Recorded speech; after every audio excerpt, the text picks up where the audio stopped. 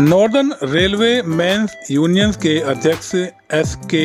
त्यागी जी, जो लगातार रेलवे के कर्मचारियों की आवाज को बुलंद किए हुए हैं और उनकी समस्याओं को गंभीरता दिखाते हुए उनकी समस्याओं को लगातार हल करवाने का और करने का भी प्रयास लगातार करते हैं। रेलवे के बहुत सारे कर्मचारियों की समस्याओं को उन्हें सरकार से भिड़ करके दूर कराया है और रेलवे कर्मचारियों के लिए दिन रात हमेशा खड़े रहते हैं ताकि कर्मचारियों को उनका हक दिलाया जा सके, उनकी समस्याओं से उनको निजात दिलाया जा सके।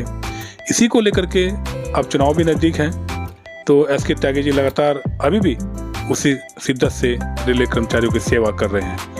हाल ही में उन्होंने मीडिया से बात करते हुए अपने विचार कुछ रखे। आइए सुनते हैं उनके ताजा तरीन विचार। आज हम भारत की राजधानी दिल्ली के अंदर हम बात कर रहे हैं NRMU के ऑफिस से। बात एक बहुत अजीब है और बात अजीब नहीं, पूरी जिंदगी चुनाव चुनाव चुनाव। और जब हम चुनाव कोई विवेक से करते हैं तो उसमें हम संयम बरत के हम चुनाव करते हैं तो उसमें हम कुछ पा जाते हैं।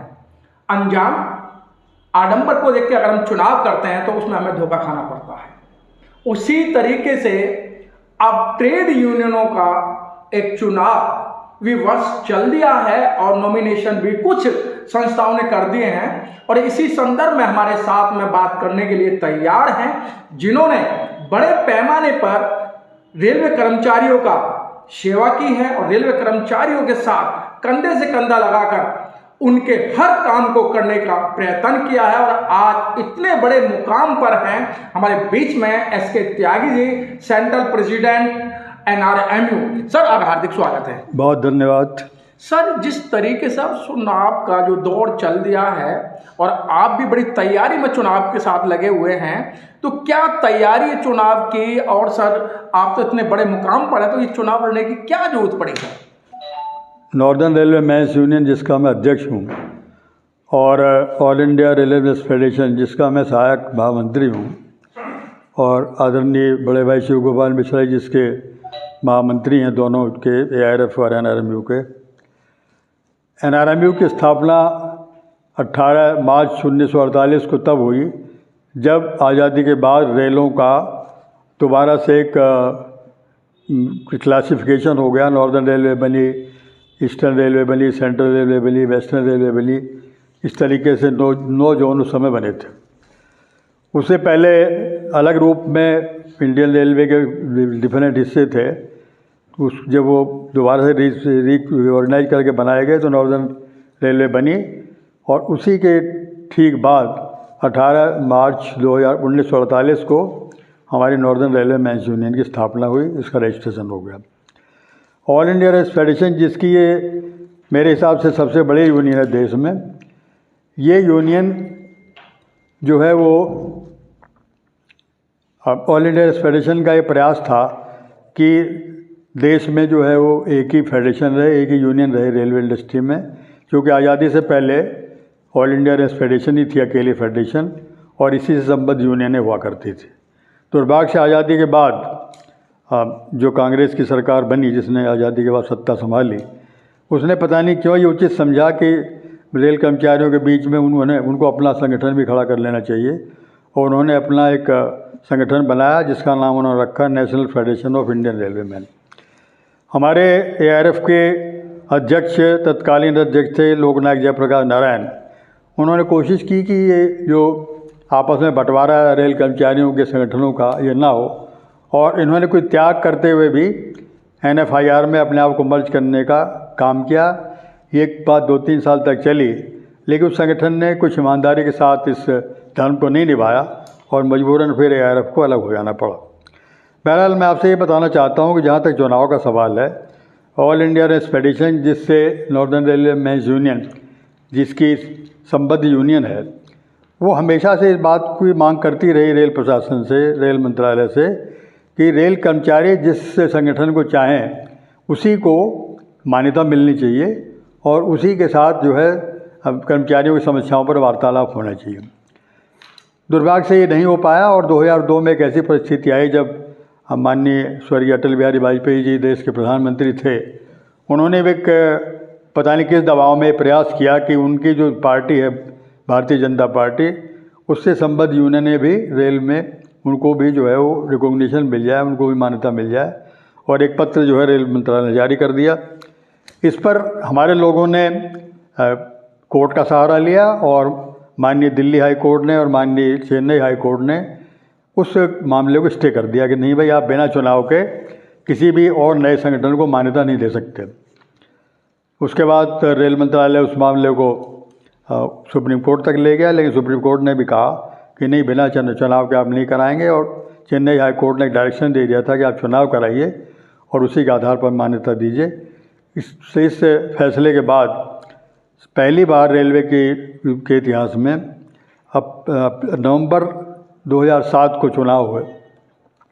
उस चुनाव में रेल मंत्रालय की तरफ से जो हमारे वकील साहब थे रेल मंत्रालय के नियुक्त, उन्होंने ये बात वहाँ कोर्ट में कही कि रेलवे के इतिहास में पहली बार चुनाव कराए जा रहे हैं और जिस यूनियन के पीछे लोग हैं, जिन शक्ति है जिसके पास कर्मचारियों की, उसको मान्यता दी जाएगी और उस मान्यता को तब तक रखा जाएगा जब तक कि वो यूनियन कर्मचारियों के विरोध में या रेल इंडस्ट्री के खिलाफ कोई काम ना करे।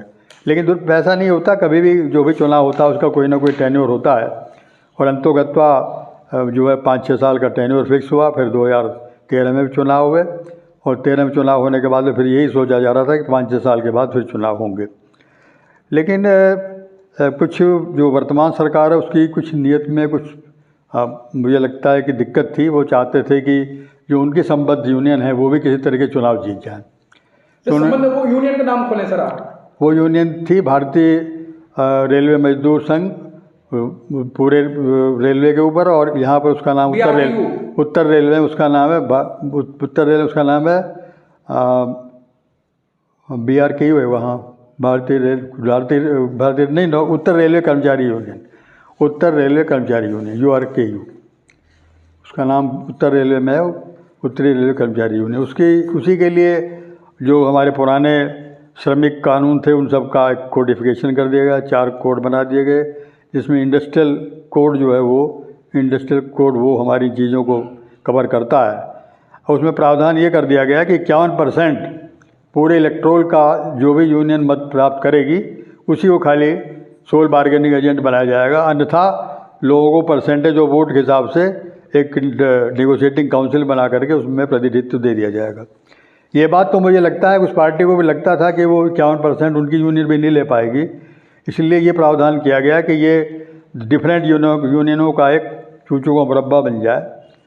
तो फिर उसके खिलाफ भी लोगों ने काफ़ी कोर्ट में जाकर के प्रयास किया है और माननीय उच्च न्यायालय के आदेश के अनुसार ही, अनुरूप ही, उसी के अनुपालन में अब 4, 5, 6 दिसंबर को भारत सरकार का रेल मंत्रालय यूनियनों की मान्यता के लिए चुनाव कराने जा रहा है।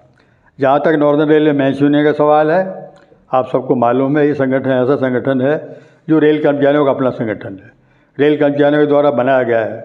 किसी पार्टी से इसका कोई एफिलिएशन नहीं है, किसी का पिछलग्गू नहीं है, अपने चंदे से काम करता है, कहीं से कोई बाहर से किसी से कोई पैसा नहीं लेता। रेल कर्मचारी अपना आप इसको चलाते हैं। निश्चित तौर पर ये सिर्फ और सिर्फ रेल कर्मचारियों की भलाई के लिए हमेशा से संघर्षरत रहा है जब से इसकी स्थापना हुई है, और बहुत सारी उपलब्धियाँ इसने हासिल की हैं।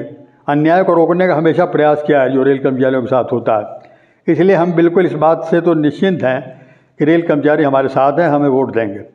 फिर भी चुनाव है, इसलिए चुनाव की तैयारी की जाती है। जैसे लोग इम्तहान में बैठते हैं और तैयारी करते हैं, चाहे वो जितना भी पढ़े हों, लेकिन जब चुनाव का इम्तहान का वक्त आता है तो हम लोग तैयारी करते हैं, रिवीजन करते हैं। उसी तरीके से हम लोग भी चुनाव के मद्देनज़र अपनी तैयारियां कर रहे हैं विभिन्न स्तर पर, और रेल कर्मचारियों का काफ़ी हमें सहयोग भी मिल रहा है। उनसे काफ़ी हमें ये भी आशा है कि वो काफ़ी सारे बहुत बहुतायत में हमें लोग जो है वोट देंगे, और मुझे लगता है कि इस बार फिर 2007 की तरह हम लोग अकेले यूनियन को मानता। पहले भी आप लगातार रेलवे कर्मचारियों के लिए काम करते आए हैं, चुनाव की तैयारी कर रहे हैं, चुनाव अगर जीत गए तो ऐसी क्या आपके और टारगेट हैं जो आप रेलवे कर्मचारियों के लिए पूरा करना चाहते हैं? देखिए, रेल कर्मचारियों की समस्याएं जब ख़त्म हो जाएंगी तो फिर अब संगठनों की आवश्यकता भी ख़त्म हो जाएगी।